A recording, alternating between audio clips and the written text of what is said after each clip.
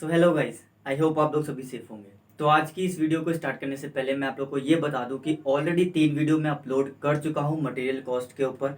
सबसे पहले जो हमारा टॉपिक था वो था valuation of material receipt. Then second मैंने वेरियस स्टॉक लेवल्स के ऊपर वीडियो अपलोड कर रखी है और लास्ट जो वीडियो है वो है हमारी ईओक्यू।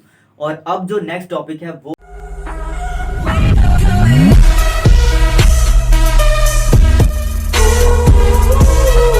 है हमारा inventory control system. Inventory control system में देखिए एक बहुत ही अच्छा कॉन्सेप्ट है यहाँ पर एबीसी एनालिसिस। इसके बेस पर कुछ मेथड्स हैं जो इस वीडियो के बाद आएगा और बहुत ही इंपॉर्टेंट होने वाला है वो वीडियो। और उस मेथड्स के रिगार्डिंग में हम कुछ न्यूमेरिकल्स, प्रीवियस ईयर के क्वेश्चंस, मॉड्यूल के क्वेश्चंस, ये सारे करेंगे। तो गाइस देखिए यहाँ पर बिल्कुल भी कंफ्यूज मत होना, मैंने क्योंकि दोनों साइड लिखा हुआ है एबीसी एंड एबीसी। तो यहाँ पर लिखा हुआ है एबीसी एनालिसिस और यहाँ पर एबीसी एक्टिविटी बेस्ड कॉस्टिंग। देखिए this is actually what it is a technique, it focus on indirect cost. तो ये इनडायरेक्ट कॉस्ट पर फोकस करता है एंड वेरियस एक्टिविटी बेस्ड पर काम करता है, राइट। तो अगर मैं एक्टिविटीज की बात करूं तो लाइक सेटअप हो गया, इंस्पेक्शन हो गया या फिर प्रोडक्ट डिजाइनिंग हो गया, तो ये सारे एक्टिविटीज है, उनके बेस पर ये काम करता है, एलोकेट करता है ओवरहेड्स को, राइट। तो ये हमें बिल्कुल भी नहीं पढ़ना है आज। हमें पढ़ना है क्या? इन्वेंट्री कंट्रोल सिस्टम का एक अच्छा सा कॉन्सेप्ट जो कि है ABC analysis, always better control, right. So it is an analytical method of stock control. अब तो सिंपल सी बात है, आपको पता ही चल गया होगा कि ये है क्या चीज एक्चुअली में। सर ये है स्टॉक कंट्रोल मेथड, यानी कि एक ऐसा मेथड जिससे कि स्टॉक को कंट्रोल किया जा सकता है। और वो कौन से स्टॉक हैं और किस तरीके का कंट्रोल करना है वो जानना बहुत जरूरी है। बेसिकली यहाँ पर तो इसका जो मोस्टली थ्योरी बेस पर क्वेश्चन आता है एग्जाम में, कई बार पूछा गया है एबीसी एनालिसिस के बारे में, और रिपीटेडली क्वेश्चन होता है, यानी कि फ्रिक्वेंटली क्वेश्चन ये पूछा जाता है। तो आप लोग प्लीज इसे स्किप मत करना, जरूर पढ़ के जाना और अभी आप इसे समझ लीजिए। सो क्या काम है इसका? Concentrating efforts on those items where attention needed most, जहां पर अटेंशन जो है मोस्ट नीडेड होती है। कि जनरल सी बात करूं मैं, अगर आपके पास डायमंड है, राइट, और आपके पास क्या है, गोल्ड है, तो आप सबसे ज्यादा केयर किसकी करेंगे? सबसे ज्यादा केयर करेंगे डायमंड की, बिकॉज क्योंकि वो वैल्यूएबल है, राइट। अगर वो चोरी हो जाए, अगर वो खो जाए, तो आपको इतना दुख होगा ना, शायद आपको हार्ट अटैक भी आ सकता है, ठीक। तो यानी कि इस पर आप ज्यादा कंट्रोल रखोगे। अब मैं बात करूंगा क्लासिफिकेशन की। तो देखिए क्लासिफिकेशन की मैं यहाँ क्यों बात कर रहा हूँ, क्योंकि ये जो मेथड है वो यही डिनोट करता है, यानी कि ये क्लासिफाइड करता है स्टॉक को कैटेगरी बेस पर। लाइक किस कैटेगरी बेस पर? तो सबसे पहले यहाँ पर मेरे पास A category, B category and C category. तो ए बी सी कैटेगरी की बात करूं मैं, तो यहाँ पर कौन से स्टॉक आते हैं, कौन सी वैल्यू के आते हैं, ये सारी बातें करेंगे। जनरल से बात करूं मैं यहाँ पर एक बिजनेस की, तो आपके पास एक ऐसी मशीन है जिसके पार्ट्स आपके स्टॉक में रखे हुए हैं और उनकी स्टॉक की वैल्यू जो है वो काफी ज्यादा है, और एक स्टॉक ऐसा रखा हुआ है जिसके लॉस हो जाने पर भी आपको कोई फर्क नहीं पड़ता है, यानी कि इतनी नॉमिनल कॉस्ट है उसकी, ठीक है। तो आप क्या करते हो, उन स्टॉक को कैटेगराइज कर लेते हो ए बी सी में। अब वो ए बी सी में किस तरीके से आएंगी ये हमें जानना होता है, ठीक। तो जनरल से एक एग्जांपल लूं मैं, तो यहाँ पर सपोज आपके पास 5 लाख रुपए का कोई स्पेयर पार्ट्स है, 5 लाख रुपए का कोई स्पेयर पार्ट है, वो आप क्या करोगे, ज्यादा रखोगे या कम रखोगे? तो सिंपल सी बात है, आप क्या करोगे, कम रखोगे। यानी कि यूनिट्स में बात करूं तो आपके पास लाइक 10% है, बट वैल्यू में बात करूं तो आपके पास उसकी वैल्यू 70% है, राइट। तो ये आ गई हमारी ए कैटेगरी में। अब जनरल सी बात करूं मैं क्या, कि 20,000 मान लो इसकी कॉस्ट है, ठीक है। तो यहाँ पर एक कैटेगरी आते हैं 20% और 20%, यानी कि एक नॉमिनल वैल्यू, राइट। अब बात आती है क्या, कि यहाँ पर एक 100 रुपीज की कॉस्ट वाला कोई स्पेयर पार्ट है, ठीक। तो यहाँ पर इसका यूनिट जो होगा वो ज्यादा होगा और जो वैल्यू होगी वो क्या होगी, नॉमिनल होगी, एकदम कम होगी। तो एक बात बताइए, आप कंट्रोल सबसे ज्यादा किस पर कर रहे हैं? ए कैटेगरी वाले स्पेयर पार्ट्स पर, ठीक। तो इसी तरीके से हम क्या करते हैं, डिफरेंट स्टॉक को कैटेगराइज करते हैं ए बी एंड सी में, यानी कि यूनिट वाइज भी चेक करते हैं हम और वैल्यू वाइज भी चेक करते हैं। तो जिस तरीके से हम न्यूमेरिकल करेंगे, कभी कभी हमें यूनिट वाइज भी दे रखा होता है, कभी वैल्यू वाइज भी दे रखा है, और कभी कभी दोनों ही चीज दे रखी होती है। तो हमें ये आइडेंटिफाई करना होता है कि किस तरीके से उसको ए, बी और सी में क्लासिफाइड करें।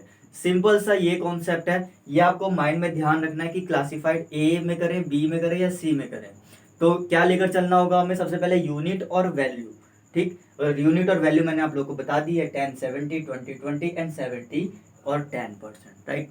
तो देखिए यहाँ पर एक एग्जांपल है, जैसे कि नंबर ऑफ आइटम्स दे रखा है यहाँ पर 75, 375 एंड 800। टोटल देखा जाए तो 1250 है। अब मैं यहाँ पर percentage of the total number of items, देखिए ये पूरा फॉर्मेट है, इसी तरीके से आपको भी करना है।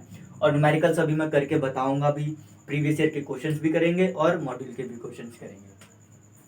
तो यहाँ परसेंटेज की बात करूं मैं तो 75% कितना है टोटल यूनिट्स का, तो आप किस तरीके से सॉल्व करेंगे। तो देखिए यहाँ पर हमें नंबर ऑफ आइटम्स दे रखा है जो कि 75, 375, 800, टोटल है हमारा 1250 का। और percentage of the total number of items, यहाँ पर हम क्या करेंगे, परसेंटेज निकालेंगे जितना टोटल आइटम दे रखा है उसके बेस पर। फिर वैल्यू भी दे रखी है इन यूनिट्स की, और वैल्यू परसेंटेज निकालेंगे, और फिर लास्ट में हम निकालेंगे एवरेज वैल्यू। तो देखिए किस तरीके से निकालेंगे हम, सबसे पहले क्या करेंगे, 75 मल्टीप्लाई 100 एंड डिवाइडेड बाई 1250, तो ये आपके पास आ जाता है 6%, राइट। इसी तरीके से 375 मल्टीप्लाई 100 और डिवाइडेड बाई 1250 करेंगे तो ये आपके पास आ जाता है 30%।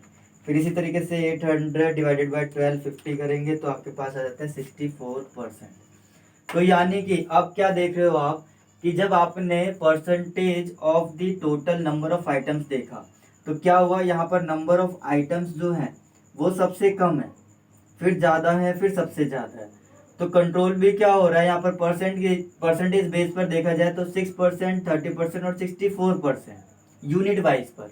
अब वैल्यू की बात करें तो 6% वाले की वैल्यू ज़्यादा है, फिर 30 वाले की एक नॉमिनल वैल्यू है, और फिर 64 वाले की सबसे कम वैल्यू है, राइट।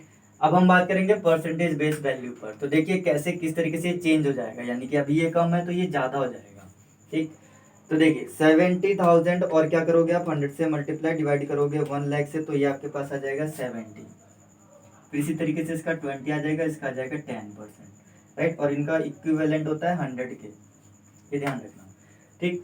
तो यहाँ पर क्या हो गया, देखिए अब वैल्यू क्या हो गई इसकी, वैल्यू परसेंटेज में सबसे ज़्यादा हो गई ये 75 यूनिट्स वाले की, फिर 20 हो गई इसकी, और 10 हो गई इसकी। तो क्या अब हम बात करेंगे एवरेज वैल्यू की, तो वो किस तरीके से फाइंड आउट करेंगे, 70,000 है हमारे पास वैल्यू है, ठीक है, और एवरेज वैल्यू निकालनी है। तो यानी कि यूनिट से क्या करोगे आप, डिवाइड करोगे 75, तो ये आ जाता है हमारे पास 933.33। देखिए क्या किया मैंने, 70,000 को 75 से डिवाइड किया है। फिर इसी तरीके से 20,000 को डिवाइड करोगे 375 से, तो ये आ जाता है आपके पास 53.33। फिर इसी तरीके से आप 10,000 को डिवाइड करोगे 800 से, तो आपके पास आता है 12.5।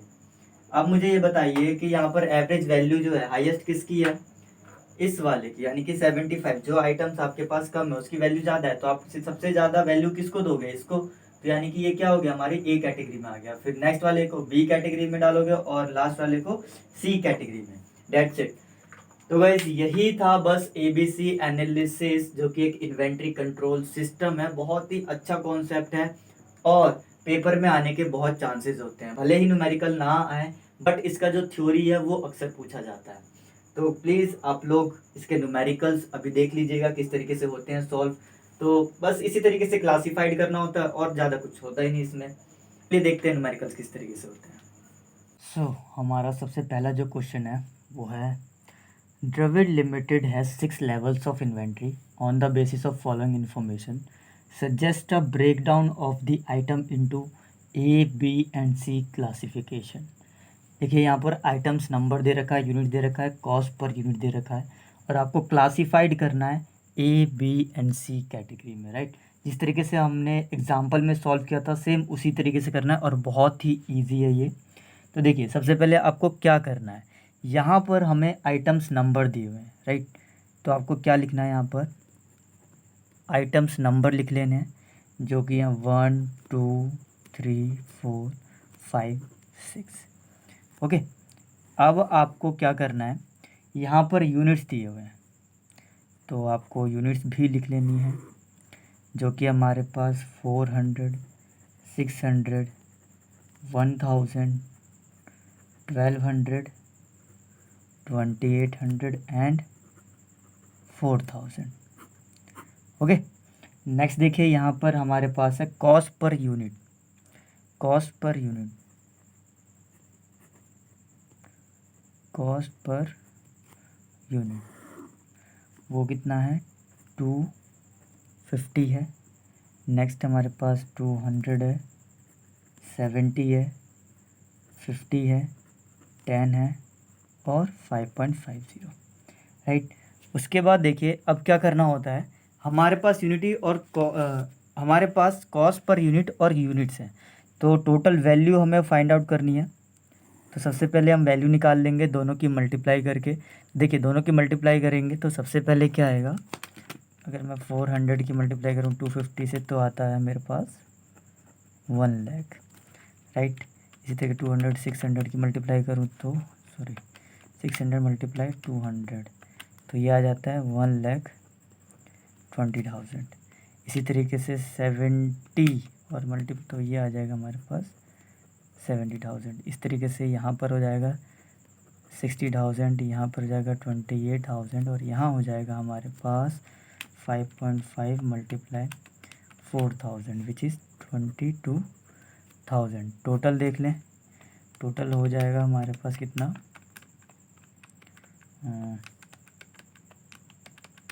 4 लाख, राइट। 4 लाख हो गए। यूनिट्स की बात करें तो हमारे पास यूनिट्स जो हैं वो हैं 400, 600, 1000, 1200, 2800 और 4000 विच इज़ 10,000 यूनिट्स है और वैल्यू है हमारे पास 4000। अब हमें क्या करना होता था, वैल्यू इन परसेंटेज निकालना है, राइट। वैल्यू इन परसेंटेज, तो देखिए किस तरीके से निकालेंगे, 1 lakh multiply 100 divide by 4 lakh, तो ये वैल्यू आ जाएगी 25%, राइट। फिर इसी तरीके से 1,20,000 मल्टीप्लाई 100 करोगे डिवाइड बाय 4 लाख करोगे तो ये आ जाता है 30%। इसी तरीके से फिर 70,000 मल्टीप्लाई 100 डिवाइड बाय 4 लाख तो 7.5%। तो मैं डायरेक्ट परसेंटेज अब लिख देता हूँ, यहाँ पर 15% आ जाएगा, यहाँ पर 7% और यहाँ पर 5%, राइट। तो टोटल तो हमारा 100% होता ही है। अब देखिए यहाँ पर क्वांटिटी परसेंटेज निकालेंगे। देखिए क्यों निकाला है हमने, क्योंकि जिसकी क्वांटिटी ज़्यादा होती है उसकी वैल्यू क्या होती है, कम होती है। ये हमने कहा था, कॉन्सेप्ट हमारा यही था और उसी कॉन्सेप्ट बेस पर हम फिर कैटेगराइज करते हैं A B and C category में, राइट। तो चलिए देखते हैं क्वांटिटी बेस पर कितना होगा। तो 400 multiply 100 and divide by 10,000, right. तो क्या आ जाएगा ये हमारे पास 4%। इसी तरीके से नेक्स्ट का 6%, 10%, 12%, 28%, 40% और लास्ट में फिर हमारे पास रहता है 100%। ओके, तो अब क्या करना है, हमें कैटेगराइज करना है किस बेसिस पर, जो हमने कॉन्सेप्ट पढ़ा था, राइट। तो वैल्यू इन परसेंटेज, देखिए यहाँ पर 25% है, सबसे हाईएस्ट नहीं है, सबसे हाईएस्ट है हमारा 30%। तो आप क्या करोगे, अब आपको क्या करना है, यहाँ पर क्या करना है हमें, 25 और 30 किस तरीके से कैटेगरी करोगे, ए किस बेसिस पे डालोगे और बी किस बेसिस पे डालोगे और सी किस बेसिस पे डालोगे। ओके, क्या पढ़ा था कि वैल्यू इन परसेंटेज में जो वैल्यू हमारी 10% तक रहेगी वो होगी सी कैटेगरी में। तो यहाँ पर देखिए 10% की कैटेगरी में कौन कौन से आएंगे, तो ये आएगा 5.5, आइटम नंबर 5 और 6, तो इसको सी कैटेगरी में डालेंगे हम। उसके बाद 15 और 17.5% यानी कि 20% के लेवल में ये दो आ जाएंगे, तो इसको डालेंगे हम बी कैटेगरी और बी कैटेगरी में, और जो अबव होंगे वो जाएंगे हमारे ए कैटेगरी में, राइट। सो बस हो गया ख़त्म, इतना ही सिंपल था ये। इसी तरीके से आपको ये सॉल्व कर लेना है, राइट। चलिए एक और क्वेश्चन करवा देता हूँ मैं, बिल्कुल सेम ऐसे ही होगा, कुछ ज़्यादा डिफरेंस नहीं है, क्योंकि सारे हमें क्या करने हैं, कैटेगराइज करने हैं, राइट। सो हमारा जो नेक्स्ट टॉपिक है वो है इन्वेंट्री टर्नओवर रेशियो। यहाँ पर मैंने फॉर्मूला लिखा हुआ है इसका, which is value of material consume during the period and value of average stock held during the period. यानी कि जितना मटेरियल आपने कंज्यूम्ड कर लिया है और जितना मटेरियल आपके पास ऑन एन एवरेज बचा हुआ है उससे क्या करेंगे आप डिवाइड कर देंगे, राइट। तो आपके पास इन्वेंट्री टर्नओवर रेशियो आ जाता है।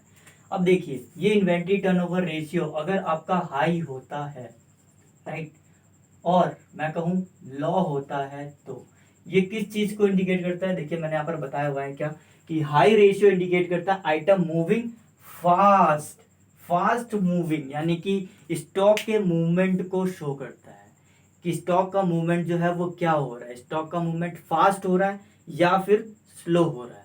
अगर हाई है तो फास्ट मूवमेंट और लो है तो स्लो मूवमेंट, राइट। अब देखिए बात करते हैं हम स्लो मूवमेंट में। तो स्लो मूवमेंट में एक आता है क्या डोरमेंट स्टॉक और एक आता है ऑब्सोलेट। तो ऑब्सोलेट का मतलब होता है जिसकी फ्यूचर में कोई भी डिमांड नहीं है, यानी कि अब आपके पास जो स्टॉक बचा हुआ है और अगर फ्यूचर की बात करें कि वो सेल हो जाएगा तो ऐसा कुछ नहीं है, ऑब्सोलेट हो गया, यानी कि कोई डिमांड नहीं है फ्यूचर की। आप सोचिए कि क्या उसकी कॉस्ट जो है वो आपको इनकर्ड नहीं होगी, पूरा का पूरा नुकसान हो गया, ठीक।